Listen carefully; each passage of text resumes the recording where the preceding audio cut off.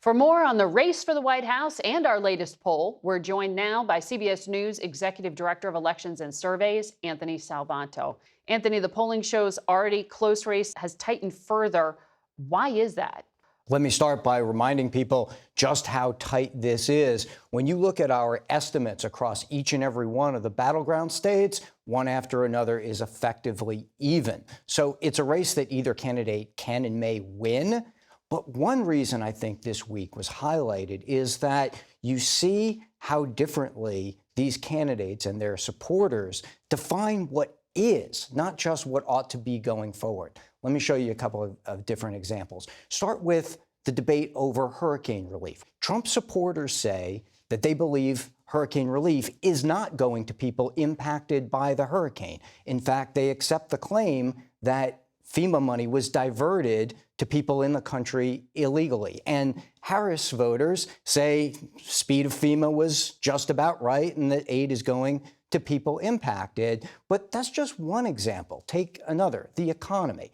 Harris voters say that the economy is largely good. They say, or are more likely to say, that the stock market is up this year, that the U.S. has been adding jobs. Trump voters much less likely to say those things. And one more example, the border. Harris voters say that crossings of the border, the U.S.-Mexico border, are down. Trump voters say that crossings are up. So what that does is it all underpins this idea. It's not just competing ideologies going forward. It's different views of what is right now in the country. There's no agreed upon set of facts. So, yeah, exactly. On things that are measurable, arguably. So if they get their information differently, who do these individuals trust to provide it to them? We started by asking people how much they use social media. And both camps, both Trump and Harris voters, do use it. They don't necessarily trust everything they see on it. But one thing they say is that they feel social media makes it easier for them to find people that they agree with.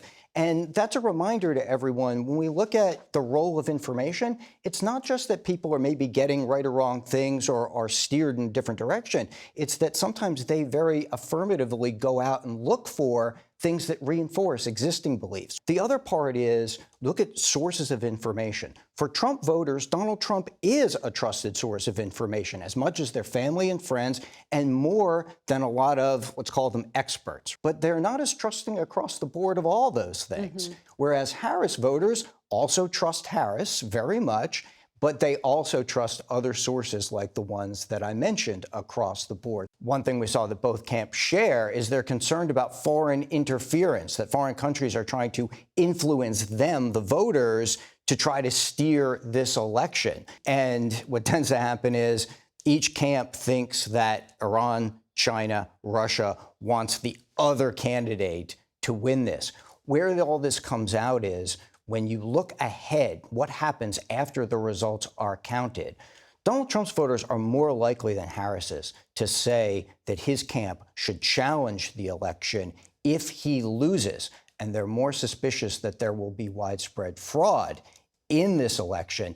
That's something, talk about different views of what is, that we need to keep an eye on once the race is over. Interesting. Anthony Salvanto, thank you. Thank you.